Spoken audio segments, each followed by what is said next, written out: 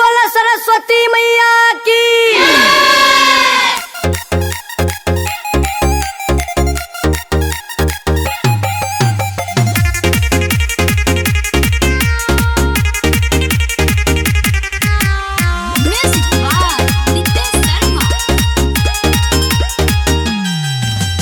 मैया सरस्वती आई मिथला न गडिया हयंगना निपारे मैया सरस्वती आई मिथला न गडिया हयंगना निपारे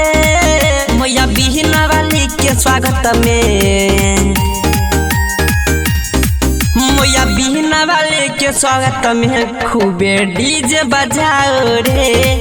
मैया बिना वाले के स्वागत में भैया डीजे बजाओ रे साला भरते ले मैया के हन सवारी साला गाओ रे साला भरते ले के हन सवारी साला गाओ रे मैया सादा के स्वागत में हाय हाय मैया सादा देखे स्वागत में खूबे डीजे बजाओ रे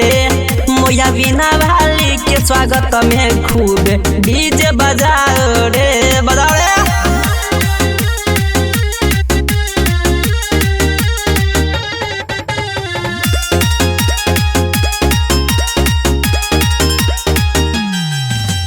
मूर्ति बैठाई के सजा दो पंडाल रे हंसबा पर बैठी मैया लागे छै कमाल रे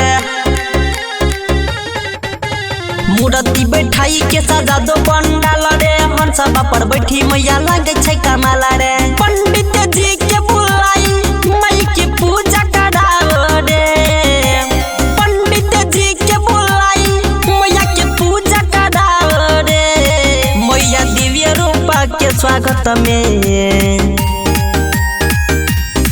मैया दिव्य रूपा के स्वागत में खूबे डीजे बजाओ रे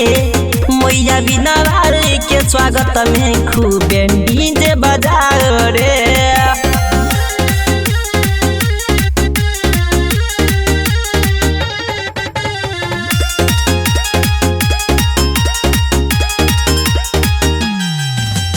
ज्ञान के दिबिचिए सूर्य के तन रे मैया जी के चेहरा पे गड्ढे मुस्कान रहे ज्ञान के दिबिचिए सूर्य के तन रे मैया जी के चेहरा पे छे गड्ढे मुस्कान रे परमत पवन डीजे वाला छौड़ा के कौन लगाओ रे शिव बिंदु राजू भाई कहल लगाओ रे मैया बिना वाली के स्वागत में मैया बिना वाली के स्वागत में भाई डीजे बजाओ रे मैया बिना वाली के स्वागत में खूब डीजे बजाओ रे। माँ दहला रिकॉर्डिंग स्टूडियो, किसान चौक, सुपौल।